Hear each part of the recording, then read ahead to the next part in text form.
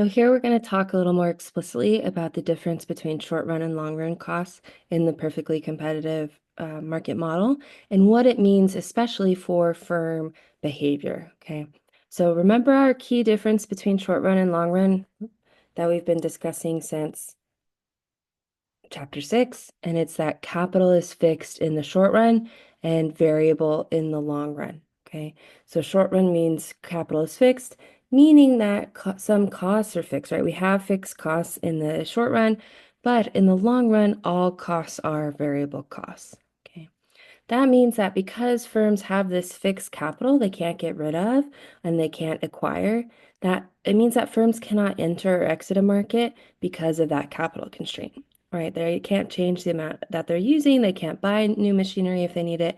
They can't get rid of machinery if they want to leave. And so the number of firms in a market won't change in the short run. It will only change in the long run. It's only in the long run that firms can enter and exit a market because they can either acquire or dispose of that specific capital that they need for the industry. Okay. So for our firm supply curve, the short run supply curve, like we've discussed already, is that portion of the marginal cost curve above their short run average variable cost curve. Okay. In the long run, because all costs are variable costs, their supply curve is going to be the portion of the marginal cost curve that's above their long run average total cost curve. Okay. Because we no longer have the distinction in the long run between variable costs and fixed costs, right? All costs are variable costs. So now firms will shut down in the long run. They're going to leave if they can't cover all of their costs. Right now, profit in the long run is the decider for the firm of whether to continue operating in that market, right? To continue staying in that market. Okay. And so this is where we get to the function of profit as a market institution. Okay. When we have long run analysis, right? Capital is variable, firms can come and go. That profit is going to serve as a guide to the firm of whether they should enter or exit, right? So remember, there's no barriers to entry in our perfectly competitive market, so they can go freely. And so if costs are variable, right, there's no fixed costs, a firm has no barrier of leaving a market or entering into it, right? So if a firm earns positive profits, that's going to be a signal to them, or if they see positive profits in a market, that's going to be a signal to them to either stay in that market or enter, right? If they're already in the market and they're earning positive profits, they're going to stay. If they're not yet, but they've got their eye on, maybe I want to join that industry, and they see the firms already there earning positive profits, then that's going to be a signal to them that they should enter and join that competitive market. And they use prices to estimate those profits, right? They're going to see what the cost of other firms are. They're going to see what the price of the good is and be able to estimate what their expected profits would be. In the real world, there is some uncertainty about that entry decision. In perfect competition, we assume that all the firms have perfect knowledge, even if they're not in the market. They have perfect information, and so there's no uncertainty in the model, right? But in reality, if one firm's not going to know another firm's costs, right, of production exactly, they might be able to estimate them, but they're not going to know it exactly. And they're certainly not going to know if the opportunity cost of the inputs they're going to use will be the same as those used by their competitors, right? So there's some uncertainty. And so in the real world, this profit signal is much more important than it is in our model. That profit signal is going to tell the firms if they've made a good judgment, right? If the entrepreneur directing that enterprise has made a good judgment. So a positive profit signals that they're producing according to their comparative advantage, meaning that they're minimizing the opportunity costs of the inputs that they're using. And it also signals to them that consumers value the product that they're making, right? They value the use of the inputs towards making that product as well, right? So they value the product itself and the inputs being used to produce it in that effort.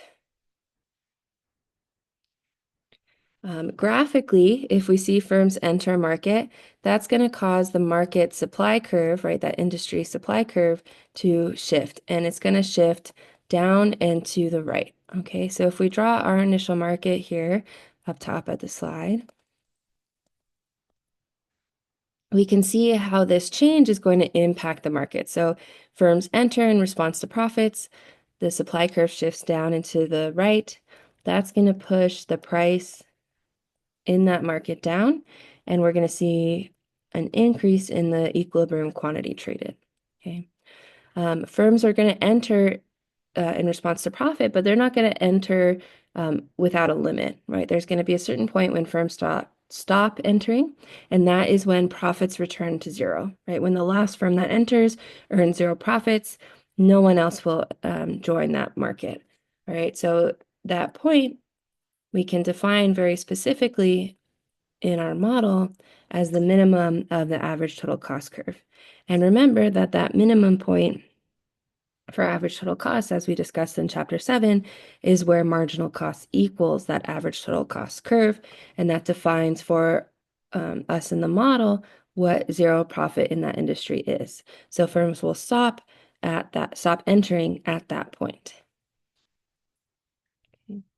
Here's again a graph showing you the change in supply that results from firm entry into the market. You can see that it pushes the price down.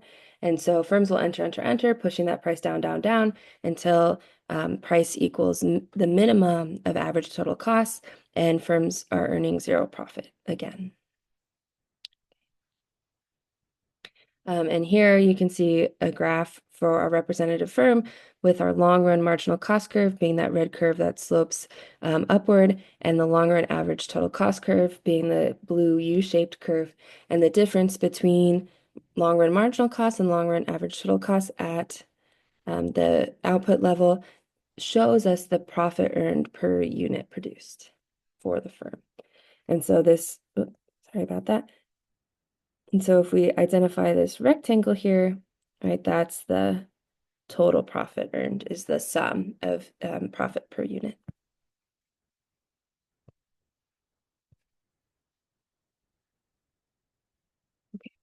Okay. Profit, like it guides entry, is also going to guide exit. Again, we have no barriers to entry, so firms can come and go as they please, as long as they're able to get or dispose of the capital that's keeping them in the market.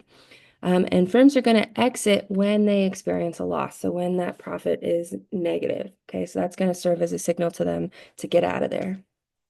Okay, it tells them that they made the wrong choice in entering, and that they're in fact not producing at their competitive advantage, right? Meaning that, comparative advantage, meaning that they're not minimizing opportunity costs.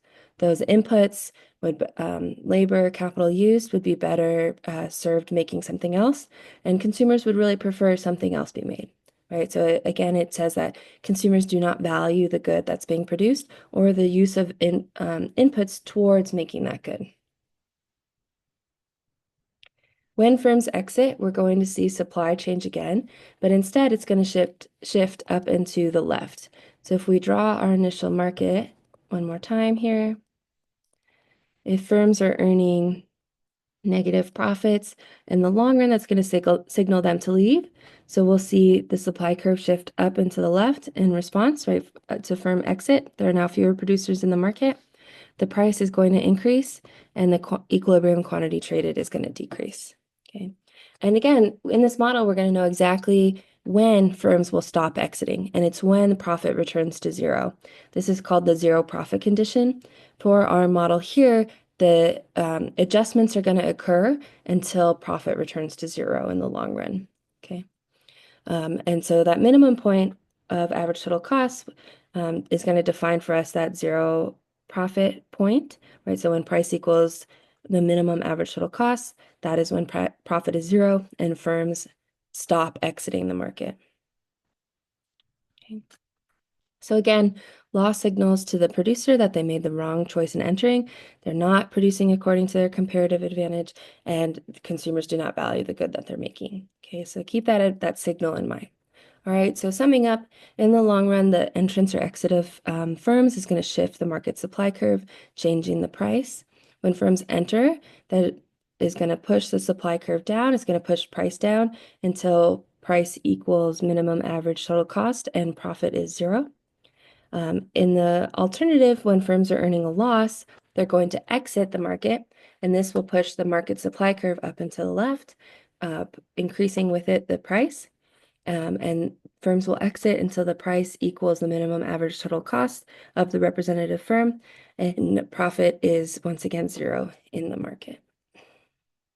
Okay, here we'll stop. In the next video, we'll do a series of examples using the perfectly competitive market model in its entirety. So we'll be using the industry or market graph along with the representative firm graph.